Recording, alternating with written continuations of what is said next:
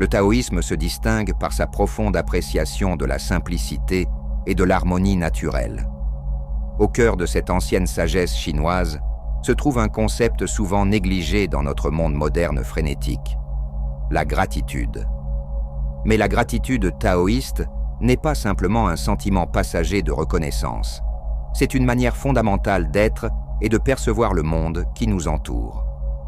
Pour comprendre la place de la gratitude dans le taoïsme, il faut d'abord saisir l'essence même de cette philosophie. Le taoïsme enseigne l'alignement avec le Tao, souvent traduit par la voie, qui représente le flux naturel et harmonieux de l'univers. Dans cette perspective, la gratitude émerge comme une expression naturelle de notre harmonie avec le Tao. Elle n'est pas une vertu à cultiver par effort, mais plutôt un état d'être qui découle naturellement de notre compréhension et de notre acceptation du monde tel qu'il est. Lao Tzu, figure fondatrice du taoïsme, exprime magnifiquement cette idée dans le Tao Te Ching. Sois content de ce que tu as et réjouis-toi de la façon dont les choses sont. Quand tu réalises qu'il ne te manque rien, le monde entier t'appartient. Cette citation profonde mérite une réflexion approfondie, car elle capture l'essence de la gratitude taoïste. Être content de ce que l'on a n'est pas une résignation passive, mais une reconnaissance active de la suffisance inhérente à chaque moment. C'est comprendre que notre quête incessante de plus de richesse, plus de statut, plus de possession, est en réalité une illusion qui nous éloigne de la véritable satisfaction. La gratitude taoïste nous invite à regarder autour de nous avec des yeux neufs, à voir l'abondance qui existe déjà dans notre vie, des éléments les plus fondamentaux comme l'air que nous respirons, aux aspects plus spécifiques de notre existence individuelle. Se réjouir de la façon dont les choses sont va encore plus loin. C'est embrasser non seulement ce que nous avons, mais aussi la manière dont les événements se déroulent. Cette attitude reflète le concept taoïste de Wu Wei, souvent traduit par non-agir ou action sans effort. Wu Wei ne signifie pas l'inaction, mais plutôt une action en harmonie avec le flux naturel des choses. La gratitude, dans ce contexte, devient une forme de Wu Wei émotionnelle, une acceptation joyeuse et sans résistance de la réalité telle qu'elle se présente. La dernière partie de la citation de Lao Tzu, « Quand tu réalises qu'il ne te manque rien, le monde entier t'appartient », peut sembler paradoxal à première vue. Comment le fait de ne rien désirer peut-il nous donner tout ? C'est là que réside la profonde sagesse du taoïsme. En transcendant le désir constant d'acquisition et de changement, nous nous ouvrons à une expérience de plénitude qui englobe tout l'existant. Ce n'est pas que nous possédons littéralement le monde, mais plutôt que nous ne sommes plus séparés de lui par nos désirs et nos aversions. La vie est à la fois précieuse et douloureuse. Nous apprécions rarement la beauté de notre existence jusqu'à ce que nous soyons confrontés à l'adversité. Beaucoup d'entre nous tiennent pour acquis les plaisirs les plus simples de la vie jusqu'à ce que nous devions vivre sans ces luxes. Qu'il s'agisse de notre santé, d'un être cher, ou même de quelque chose d'aussi banal que l'électricité, la vérité ironique est que nous ne savons vraiment ce que nous avons que lorsque nous le perdons. Lorsque nous nous enfermons dans l'apitoiement sur nous-mêmes et adhérons à une identité de victime arbitraire, nous nous embarquons dans un cycle sans fin de souffrance. Notre énergie est basse et la joie est rarement invitée à prendre le thé. Dans cet espace sombre, nous ne voyons pas ou ne voulons pas voir la lumière. Bien que la souffrance soit douloureuse, elle ne doit pas être une perte de temps sans signification. Vous pouvez soit en sortir meilleur, soit amer. Le choix vous appartient. La souffrance peut mener à la gratitude si vous vous y abandonnez. Alors, comment s'abandonner à la douleur et à la souffrance ? Par une vie consciente.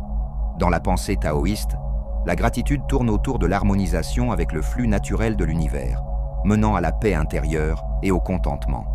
Elle enseigne que la gratitude est une force puissante de guérison et de transformation, aidant à surmonter les émotions négatives et à cultiver l'énergie positive. La gratitude vient directement de votre nature, avant même de se plonger dans les subtilités de ce qui devrait ou ne devrait pas être dit, c'est votre véritable gratitude. Ne cherchez pas ce que les textes disent que vous devriez ou ne devriez pas dire, car même les anciens maîtres décourageraient l'inauthenticité et l'imitation. Un taoïste peut être reconnaissant et même, peut être joyeusement enchanté, de témoigner ou de sentir une petite partie de la merveilleuse richesse du Tao. Ce n'est pas une fonction de l'éducation ou de l'âge. Même le plus petit et le plus faible des nourrissons absorbe et exprime simultanément un coin du Tao. Un taoïste, donc, rendrait grâce, dans le sens de reconnaître et de se subordonner avec gratitude aux forces incontrôlables du Tao qui façonnent nos vies et produisent le bien ainsi que le mal autour de nous. C'est dans cet esprit que je rends grâce. La gratitude est comme un fil d'or qui tisse ensemble la tapisserie de la sagesse de divers horizons. Plongeons dans le monde de la gratitude du point de vue des philosophies orientales comme le bouddhisme, l'hindouisme et le taoïsme, ainsi que des religions occidentales comme le christianisme, le judaïsme et l'islam. Nous dévoilerons le sens, l'histoire et l'importance de la gratitude. Et je partagerai même quelques beaux versets de ces enseignements sacrés qui englobent la signification de la gratitude. Il y a un dicton simple à garder à l'esprit. Le Tao aime une personne reconnaissante. La gratitude est amour, elle est énergie, elle est joie. La gratitude est grâce, elle est la voix du divin. Un simple merci est une reconnaissance des bénédictions de la vie, peu importe qu'elles semblent grandes ou petites. La haute fréquence vibratoire de la gratitude nous permet de sortir de la peur, de l'histoire du « pas assez bien », nous permettant de voir la vérité de qui nous sommes. La gratitude est un puissant remède. C'est une affirmation que la bonté et la gentillesse existent réellement dans notre monde, malgré tous les prophètes de malheur. Ce que vous ressentirez, c'est une grande force qui donne à l'infini. C'est la source, comme l'appellent les auteurs. Vous pouvez la voir comme Dieu, l'univers, la vie, le Tao, etc. Peu importe votre inclination. La clé, c'est une force qui ne laisse pas de place à la négativité. Souvenez-vous, la gratitude peut être différente de la reconnaissance. Il y a eu de nombreuses épreuves dans ma vie pour lesquelles je ne suis pas reconnaissant. Mais mes réponses à ces épreuves m'ont façonné. Je suis reconnaissant pour leur influence. Je ne les ai pas appréciées, et je ne me sens pas particulièrement reconnaissant pour la douleur qu'elles m'ont causée. Je suis reconnaissant d'avoir pu apprendre et me développer en tant que personne. Je suis reconnaissant pour la force que j'ai finalement acquise à la suite des épreuves que ces événements m'ont présentées. En changeant vos pensées, dirigées vers l'appréciation des gens et des situations qui vous entourent, et en générant une émotion forte de gratitude, vous venez de changer votre état d'être. Cette année, nous devrions nous abriter dans nos bulles et rester près de chez nous. Plutôt que de nous plaindre d'une fête réduite, utilisons cette opportunité pour redécouvrir la sagesse de vivre modestement et d'être reconnaissant. Je ne suis pas sûr que le mot « gratitude » signifiera ce que j'essaie de dire maintenant, car il n'y a pas vraiment de mots dans mon livre qui traduisent directement le mot « en-yun ». Cependant, vous pouvez le comprendre après avoir lu les niveaux ci-dessous. La petite gratitude est en surface, à l'extérieur. C'est comme lorsque quelqu'un vous a appris quelque chose qui implique un mouvement du corps, ou que quelqu'un a fait quelque chose de physique pour vous. Tout est question de dimension physique.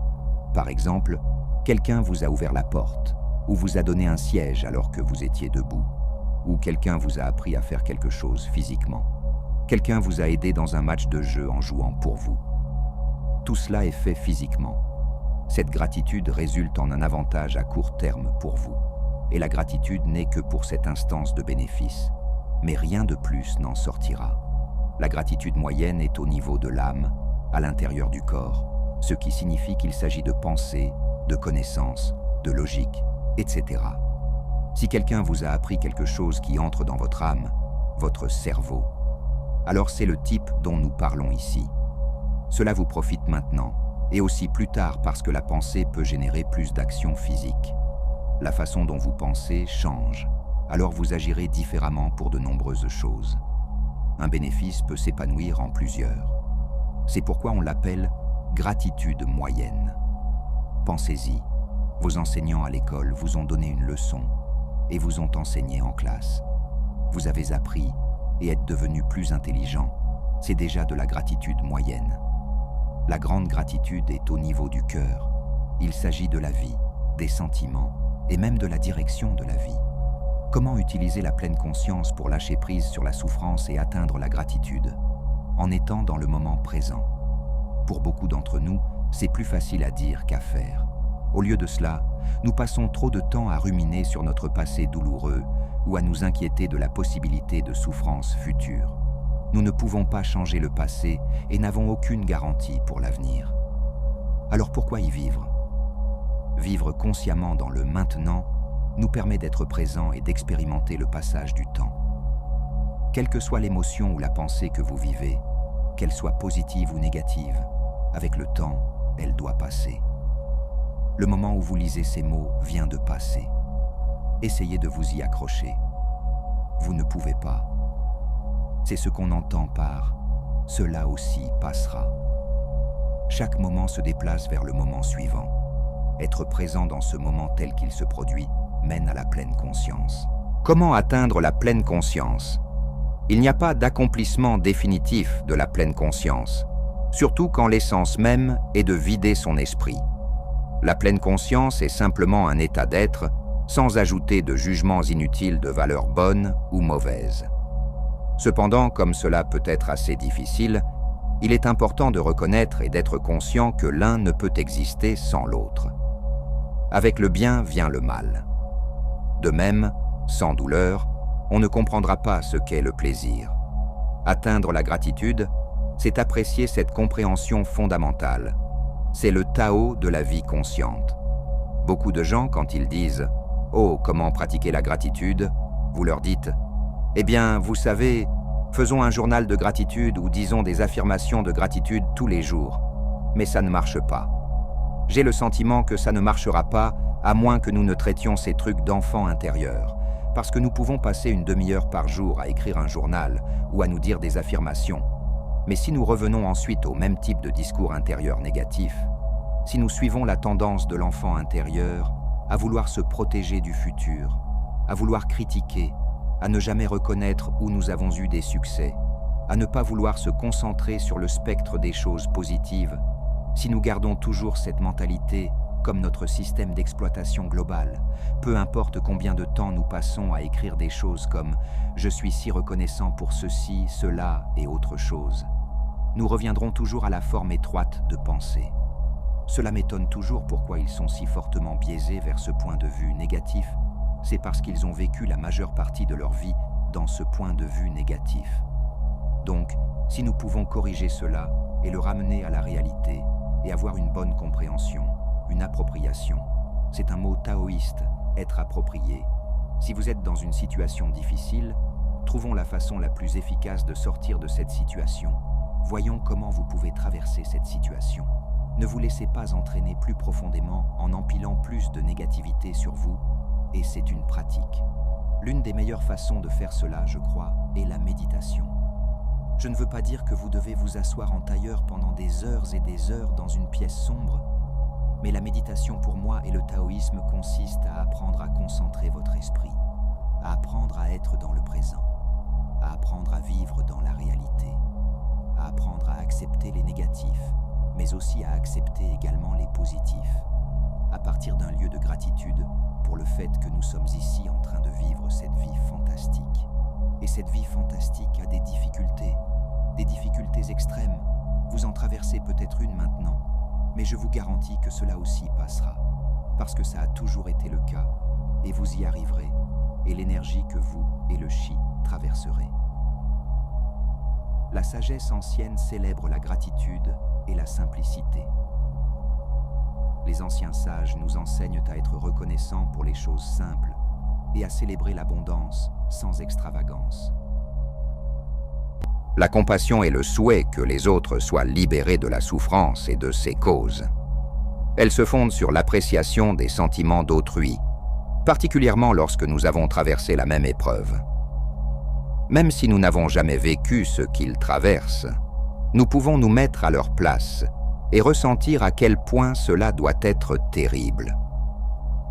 En imaginant à quel point nous voudrions en être libérés, nous aspirons fortement à ce que les autres le soient aussi. La compassion ouvre nos cœurs et nos esprits aux autres, nous sortant de la solitude et des limites auto-imposées de ne penser qu'à nous-mêmes. Nous faisons tous face à des problèmes dans la vie, et lorsque nous nous sentons connectés aux autres, nous surmontons l'isolement et l'anxiété. Être compatissant est scientifiquement prouvé comme nous rendant plus heureux et plus en sécurité. Prendre au sérieux la douleur et la souffrance des autres et vouloir aider nous donne une force intérieure et une confiance en soi. Si nous nous entraînons à développer la compassion, elle devient véritablement une source profonde de bien-être. La compassion devrait être active, nous motivant à prendre la responsabilité de soulager la souffrance des autres. Notre capacité à aider peut être limitée, mais nous faisons quand même tout ce que nous pouvons, car il est insupportable de rester les bras croisés pendant que les gens sont malheureux et souffrent. La compassion est plus efficace lorsqu'elle est combinée avec la connaissance et la sagesse, afin que nous fassions le bon choix sur ce qu'il faut faire. Si nous sommes émotionnellement assez matures pour ne pas être bouleversés ou découragés lorsque nous ne pouvons pas aider ou que nos suggestions ne fonctionnent pas, la compassion devient la plus forte motivation pour surmonter nos défauts et développer pleinement notre potentiel. Nous naissons tous avec le potentiel d'être compatissants, souhaitant que les autres soient délibérés de la souffrance et de ses causes. Nous pouvons développer cette capacité pour apporter un bénéfice incroyable à nous-mêmes et aux autres. La meilleure façon de commencer à développer la compassion est de limiter notre champ d'action aux personnes que nous rencontrons dans la vie réelle et en ligne, et peut-être à certains animaux. Lentement, nous nous entraînons à étendre notre compassion pour inclure tout le monde. Ceux que nous aimons, les étrangers, et même les personnes que nous n'aimons vraiment pas du tout. Nous continuons jusqu'à ce que notre compassion inclue le monde entier. La compassion, en revanche, vient d'un endroit très différent. Notre désir d'aider l'autre personne est motivé par l'amour, qui dans le bouddhisme est défini comme le souhait d'apporter le bonheur aux autres. Nous comprenons leur souffrance parce que nous avons aussi souffert. Et sur cette base empathique, notre souhait est de les aider à sortir de leur gouffre dans la mesure du possible. Nous ne prenons pas leur douleur comme la nôtre. En fait, notre expérience de la réalité est idéalement celle d'une paix et d'un bien-être sans limite. En tant que soignants bienveillants et calmement objectifs, nous pouvons offrir beaucoup plus que si nous étions pris dans l'émotion empathique. Fait intéressant, c'est quelque chose qui semble venir avec la formation médicale. Je ne doute pas que les médecins et les psychologues qui viennent dans notre centre bouddhiste soient des personnes compatissantes. Mais je sais aussi par observation au fil des années qu'en cas de crise, ils gardent la tête froide. La capacité de quelqu'un à s'émouvoir est très différente de sa capacité à agir avec compassion. S'émouvoir peut très bien être un obstacle. La conscience de soi est au cœur de ce paradoxe. Simplement comprendre clairement la différence entre l'empathie, la compassion et leur fonctionnement peut nous aider à réfléchir sur notre propre gestion mentale si nous nous sentons dépassés. La pleine conscience, cette pratique bouddhiste séculaire, est un autre outil utile. Dans un état calme et réfléchi, nous pouvons avoir décidé de pratiquer la compassion plutôt que l'empathie. Mais de retour dans le monde réel, il est trop facile pour nos bonnes intentions de s'évaporer dans l'insignifiance, alors que des habitudes mentales bien ancrées prennent le dessus. En cultivant la pleine conscience de nos propres pensées, que je considère parfois comme le lama dans mon esprit, nous avons plus de chances de nous rattraper avant d'avoir passé trop de temps dans un état d'empathie non contrôlé et de passer plutôt à un état de compassion. La base de toute guérison, plénitude, de l'esprit et du corps, est la méditation. Plus nous sommes familiers avec la vraie nature de notre propre esprit, plus nous nous identifions à cela, plutôt qu'aux pensées et émotions qui le traversent constamment. Dans un tel état, non seulement l'amour et la compassion surgissent sans effort, mais aussi la paix, la clarté et la perspicacité. Nous avons lâché prise sur notre sens habituel du soi, et nous voyons toutes choses comme les phénomènes temporaires, subjectifs et illusoires qu'elles sont réellement. Dans la voie de la compassion, chaque pas nous rapproche d'une compréhension plus profonde de nous-mêmes et des autres. C'est comme si nous découvrions un nouveau paysage intérieur, riche et complexe, à chaque tournant du chemin. La compassion active, c'est comme une main tendue dans l'obscurité. Elle ne se contente pas d'observer la souffrance d'autrui, mais s'engage à l'alléger.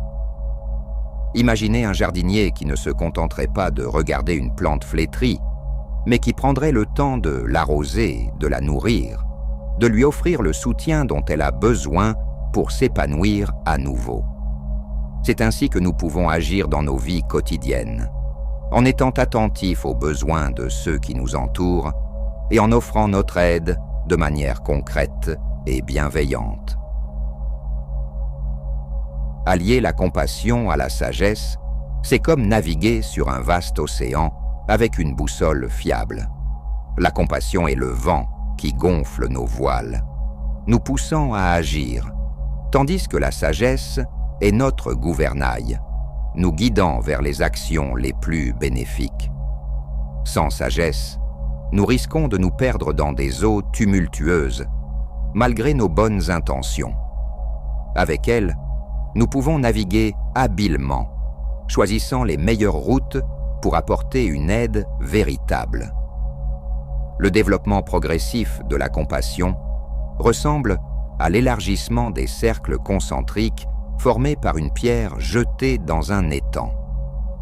Au début, notre compassion peut être limitée à notre entourage immédiat, comme les premiers cercles près du point d'impact. Mais avec le temps et la pratique, ces cercles s'étendent, englobant de plus en plus de personnes, jusqu'à ce que notre compassion atteigne les rives les plus lointaines de notre conscience, incluant même ceux que nous considérions autrefois comme des adversaires. La distinction entre empathie et compassion est subtile mais cruciale, comme la différence entre se noyer avec quelqu'un et lui lancer une bouée de sauvetage. L'empathie nous fait ressentir la douleur de l'autre, ce qui peut parfois nous submerger. La compassion, elle, nous permet de rester sur la rive, solide et stable, tout en tendant une main secourable. C'est particulièrement important pour ceux qui travaillent dans des domaines où ils sont constamment confrontés à la souffrance d'autrui. La pleine conscience est comme un phare dans la nuit de nos réactions automatiques. Elle éclaire nos pensées et nos émotions, nous permettant de voir clairement ce qui se passe en nous et autour de nous. Grâce à cette lumière, nous pouvons choisir consciemment de réagir avec compassion plutôt que de nous laisser emporter par des réflexes moins bienveillants. Enfin, la méditation est comme le terreau fertile dans lequel la graine de la compassion peut germer et s'épanouir. En nous asseyant régulièrement dans le silence et l'observation de notre esprit, nous cultivons un sol riche en conscience et en compréhension. De ce sol peuvent émerger les fleurs magnifiques de la compassion et de l'amour bienveillant, répandant leur parfum dans tous les aspects de notre vie.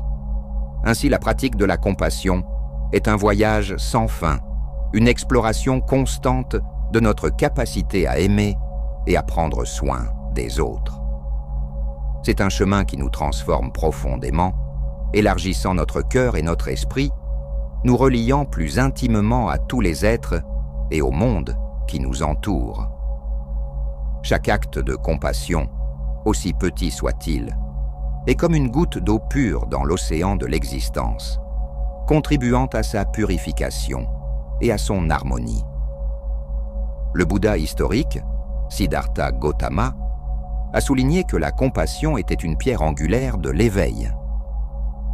Il enseignait que la véritable sagesse est inséparable de la compassion et que la cultiver est essentielle pour briser le cycle de la souffrance et atteindre la libération. C'est comme si la sagesse et la compassion étaient les deux ailes d'un oiseau, toutes deux nécessaires pour s'élever vers l'illumination. Dans notre monde de plus en plus interconnecté mais souvent divisé, la pratique de la compassion n'a jamais été aussi cruciale. Imaginez une tapisserie complexe où chaque fil représente une vie individuelle. La compassion est le fil d'or qui relie tous ces fils disparates, créant un motif d'unité et de compréhension mutuelle. Pour cultiver la compassion dans la vie quotidienne, nous pouvons nous inspirer des enseignements bouddhistes. La méditation de pleine conscience, par exemple, peut être comparée à l'action d'éclaircir un miroir embué. À mesure que nous nettoyons le miroir de notre esprit, nous devenons plus conscients de nos propres émotions et de celles des autres, jetant ainsi les bases de réponses compatissantes. La méditation de l'amour bienveillant, quant à elle, est comme planter une graine de compassion dans le jardin de notre cœur. En arrosant régulièrement cette graine avec des pensées de bienveillance envers nous-mêmes et les autres, nous la voyons grandir et s'épanouir, étendant progressivement ses branches pour embrasser un cercle toujours plus large d'êtres. L'écoute active est un autre aspect crucial de la pratique de la compassion. Imaginez-vous comme une coupe vide, prête à recevoir les paroles et les émotions de l'autre, sans jugement ni interruption. Cette forme d'écoute est un acte puissant de compassion qui peut approfondir notre compréhension et notre connexion avec les autres. Bien que les bienfaits de la compassion soient évidents, sa pratique n'est pas toujours aisée. Parfois, nous pouvons nous sentir submergés par la souffrance des autres, comme un nageur luttant contre un courant puissant. Les enseignements bouddhistes soulignent l'importance de l'équilibre et du soin de soi pour maintenir une action compatissante durable. C'est comme recharger régulièrement une batterie pour qu'elle puisse continuer à alimenter une lampe qui éclaire le chemin des autres. Dans certains contextes, la compassion peut être confondue avec de la faiblesse. Pourtant, la véritable compassion exige souvent un grand courage et une grande force. C'est comme un arbre qui plie sous le vent mais ne rompt pas, offrant abri et soutien même dans les tempêtes les plus violentes. Les enseignants qui vont au-delà de leurs devoirs pour soutenir leurs élèves, en particulier ceux qui font face à des défis, incarnent la compassion dans leur travail quotidien. Ils sont comme des phares, guidant leurs élèves à travers les eaux parfois tumultueuses de l'apprentissage et de la croissance personnelle. Même dans notre vie quotidienne, nous pouvons trouver des expressions de compassion. Aider un étranger à porter ses courses, écouter un ami dans le besoin ou choisir des produits éthiques sont autant de petites gouttes de compassion qui, ensemble, forment un océan de bienveillance. En embrassant la compassion, nous ne soulageons pas seulement la souffrance des autres, mais nous trouvons également une plus grande paix, un sens et un accomplissement dans nos propres vies. C'est comme allumer une bougie. En éclairant le chemin pour les autres, nous illuminons également le nôtre. Alors que nous avançons dans nos voyages individuels et collectifs, rappelons-nous que chaque acte de compassion, aussi petit soit-il, se propage comme une onde, créant un monde plus empathique et interconnecté.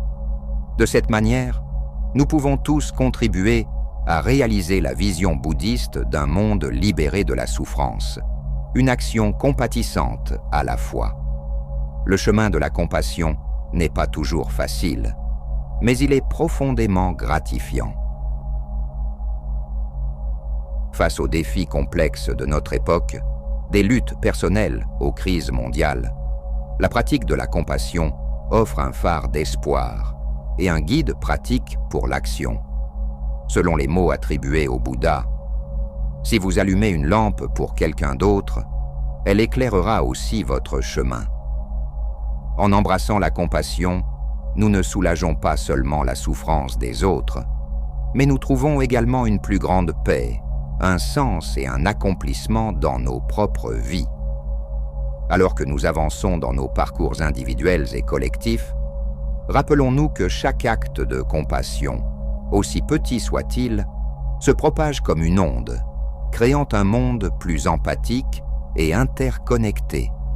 De cette façon, nous pouvons tous contribuer à réaliser la vision bouddhiste d'un monde libéré de la souffrance, une action compatissante à la fois. La vie est à la fois précieuse et douloureuse en même temps. Nous apprécions rarement la beauté de notre existence jusqu'à ce que nous soyons confrontés à l'infortune. Beaucoup d'entre nous considèrent les plaisirs les plus simples de la vie comme acquis, jusqu'à ce que nous devions vivre sans ces luxes.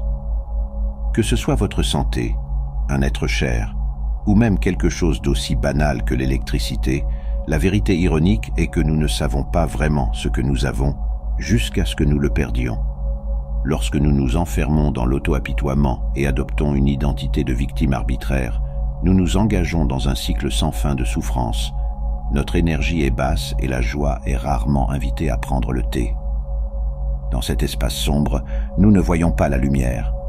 Bien que la souffrance soit douloureuse, elle ne doit pas être une victime inutile et dénuée de sens. Vous pouvez soit devenir meilleur, soit devenir amer.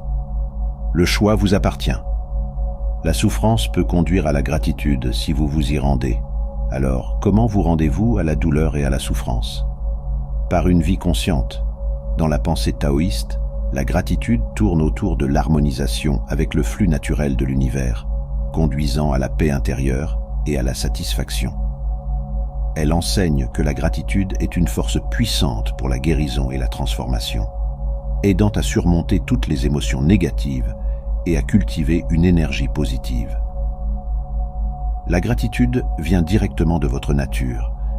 Un taoïste peut être reconnaissant et en effet peut être enchanté de témoigner ou de ressentir une petite partie de la merveilleuse richesse du Tao. Ce n'est pas une question d'éducation ou d'âge. Même le nourrisson le plus petit et le plus faible absorbe et exprime simultanément un coin du Tao. Un taoïste, alors, exprimerait sa gratitude, au sens de reconnaître et de se soumettre avec gratitude aux forces incontrôlables du Tao qui façonnent nos vies et produisent le bien ainsi que le mal autour de nous. C'est dans cet esprit que j'exprime ma gratitude. Il y a un dicton simple à garder à l'esprit. Le Tao aime une personne reconnaissante. La gratitude est l'amour, c'est de l'énergie, c'est de la joie. La gratitude est une grâce, c'est la voix du divin. Un simple merci est une reconnaissance, et une reconnaissance des bénédictions de la vie, peu importe qu'elles semblent grandes ou petites. La fréquence vibratoire élevée de la gratitude nous permet de sortir de la peur, de l'histoire du pas assez bien, nous permettant de voir la vérité de qui nous sommes. La gratitude est un médicament puissant. C'est une affirmation que la bonté et la gentillesse existent dans notre monde malgré tous les oiseaux de mauvais augure négatifs. En modifiant vos pensées pour vous orienter vers l'appréciation des gens et des situations qui vous entourent, et en générant une émotion forte de gratitude, vous venez de changer votre état d'être. Cette année, nous devrions nous abriter dans nos bulles et rester près de ceux qu'on aime. Plutôt que de se plaindre d'une fête réduite, utilisons cela comme une opportunité pour redécouvrir la sagesse de vivre modestement et d'être reconnaissant. La petite gratitude est en surface, à l'extérieur. C'est comme quand quelqu'un vous a enseigné quelque chose qui implique un mouvement du corps, ou quelqu'un a fait quelque chose de physique pour vous. Cela concerne entièrement la dimension physique. Par exemple, quelqu'un vous a ouvert la porte, ou il vous a donné une place alors que vous étiez debout, ou quelqu'un vous a appris comment faire quelque chose physiquement, quelqu'un vous a aidé dans un match de jeu en jouant pour vous. Tout cela est fait physiquement. Cette gratitude résulte tous d'un bénéfice à court terme pour vous, et la gratitude est juste pour cette instance de bénéfice, mais rien de plus ne poussera. La gratitude moyenne est au niveau de l'âme, à l'intérieur du corps, ce qui signifie que c'est tout au sujet de la pensée, de la connaissance, de la logique, etc. Si quelqu'un vous a enseigné quelque chose qui entre dans votre âme, votre cerveau, alors c'est le type dont nous parlons ici. Cela vous bénéficie maintenant, et aussi plus tard, car la pensée peut générer plus d'actions physiques. La façon dont vous pensez change, alors vous agirez différemment pour beaucoup de choses. Un bénéfice peut s'épanouir en beaucoup d'autres. C'est pourquoi on l'appelle gratitude moyenne. Pensez-y, vos enseignants à l'école vous ont donné une leçon et vous ont enseigné en classe. Vous avez appris et devenu plus intelligent, c'est déjà de la gratitude moyenne. La grande gratitude est au niveau du cœur. Elle concerne la vie, les sentiments et même la direction de la vie. Si vous n'étiez pas entré dans la société XYZ, votre vie n'aurait pas cette nouvelle direction aujourd'hui.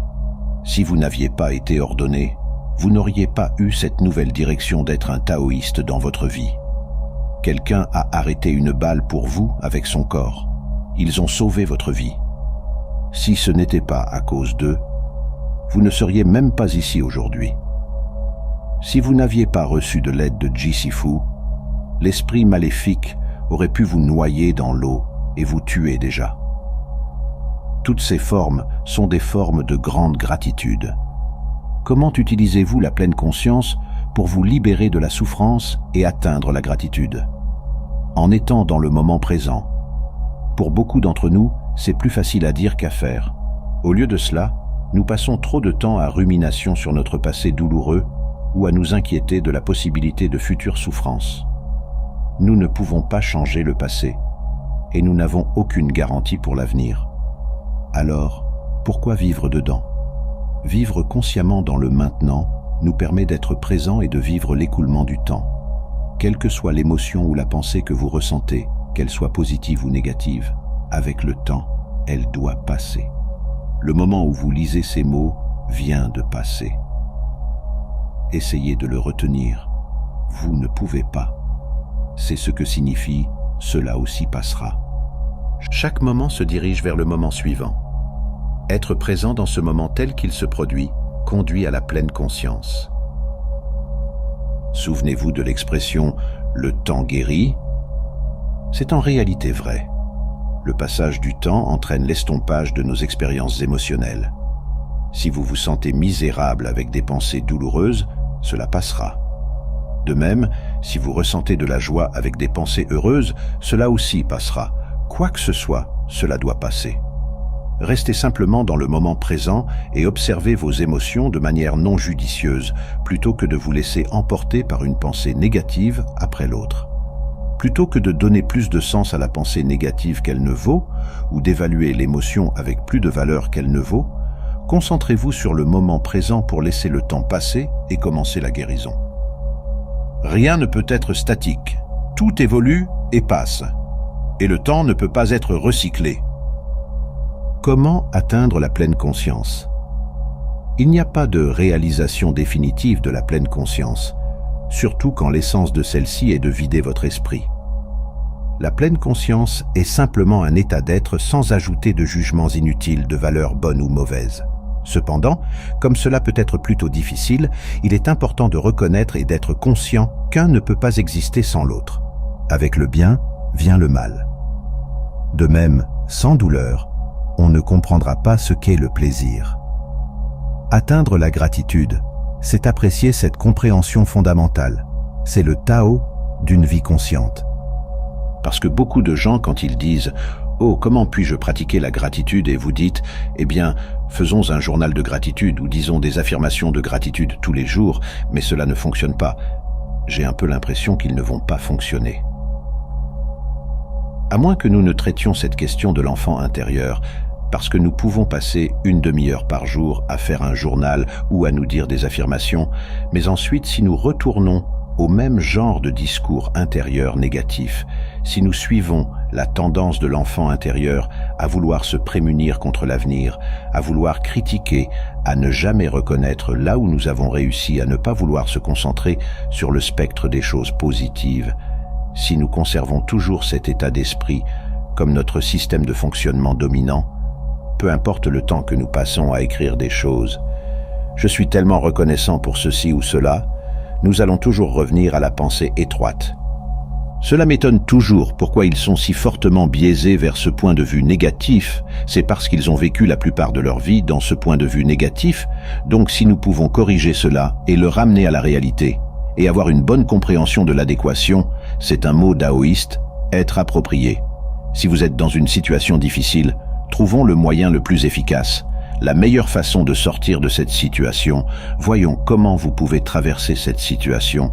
Ne soyez pas entraîné plus profondément en ajoutant plus de négativité sur vous, et c'est une pratique. L'une des meilleures façons de le faire, je crois, c'est la méditation. Je ne veux pas dire que vous devez rester assis les jambes croisées pendant des heures et des heures dans une pièce sombre. Mais la méditation, pour moi, et dans le taoïsme, consiste à apprendre à concentrer votre esprit, à apprendre à être dans le présent, à apprendre à vivre dans la réalité, à apprendre à accepter les aspects négatifs, mais aussi à accepter tout aussi les aspects positifs, à être dans un état de gratitude, à être ici en train de vivre cette vie fantastique, et cette vie fantastique comporte des difficultés extrêmes. Vous pourriez être en train de traverser l'une de ces difficultés maintenant. La sagesse ancienne célèbre la gratitude et la simplicité. Les anciens sages nous enseignent à être reconnaissants pour les choses simples et à célébrer l'abondance sans extravagance. Il s'agit d'un thème récurrent dans les récits des sages taoïstes, selon lequel on croit qu'ils exerçaient une influence invisible bénéfique pour le souverain et la société de manière subtile et mystérieuse. Le terme « vertu » ou « mérite caché » était souvent appliqué à une telle influence. Dans certains cas, cela était apparemment considéré comme lié à des compétences ésotériques. Dans d'autres cas, il semble avoir été conçu comme un pouvoir distinct et unique, avec des connotations presque magiques. Il convient de noter que de tels concepts n'ont pas été initiés dans la religion taoïste. Depuis l'époque de Lao Tse et de Confucius, on croyait largement qu'un sage incarnant un pouvoir moral suffisant pouvait exercer une influence bienfaisante et invisible dans toute la société. Selon Lao Tse, le désintéressement est une qualité essentielle du Tao lui-même, l'origine transcendante et la force directrice de l'univers. Le Tao bénéficie à toute chose sans attendre éloge ni récompense. Dans le domaine humain, l'idéal de Lao Tse était le sage, un individu qui émule avec succès le Tao. Le sage est décrit comme celui qui se perfectionne lui-même et bénéficie aux autres de la manière silencieuse et désintéressée du Tao lui-même. On dit de lui qu'il est bienveillant et fidèle envers tous, indépendamment du comportement des autres, et qu'il accepte les besoins et les intérêts des autres comme les siens. En fait, on dit qu'il chérit la bienveillance comme son trésor principal dans la vie.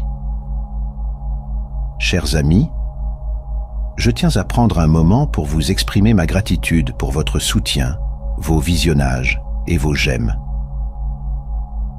Voir notre communauté grandir, lire vos retours et constater que mes vidéos résonnent avec vous est une source constante de motivation et d'inspiration.